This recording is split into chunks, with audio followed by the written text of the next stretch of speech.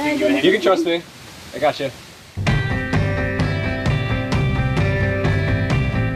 Life is a risk, and certainly being a hoofer increases that risk. So maybe they should put that in the contract. Don't get me wrong, I'm not, advocating taking big chances. I think that it's more of a personal responsibility thing. Now just walk right up again. So you can see what you want to try to do now. Once your left foot's here, try and get your right foot up here. In our 75 years, Hoofer's has been a very safe program, and I think that's a real testament to the amount of training and education that goes into the program.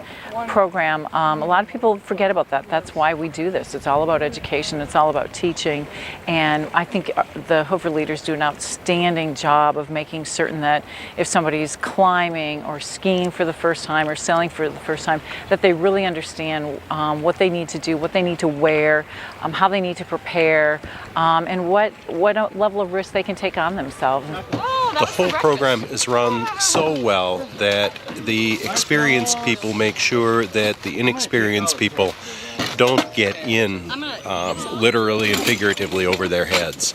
So the accident and injury rate, I don't know, I'm sure there are people who have been hurt, but I don't personally know of anyone who has been hurt boating. If you do it the Hoofer way, there's also this camaraderie that can be built when you're on rivers that are more testing, where you're dependent on each other.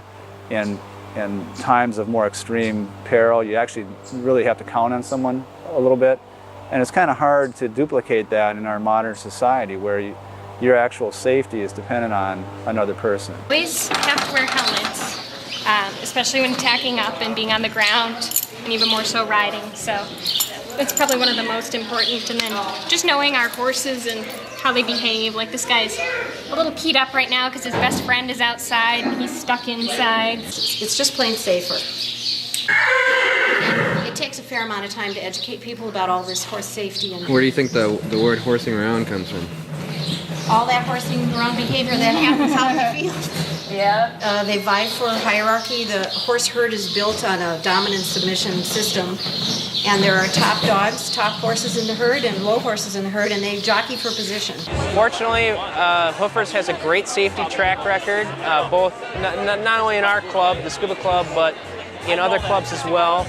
We've got just a fabulous team of officers in all clubs that make sure that safety and protocols are set within each and every club.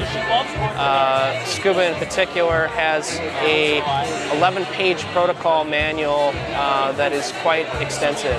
When you're mountaineering, you have to go in with the attitude that you might not, reaching the summit is not your top priority. A successful trip is when everyone gets back safely.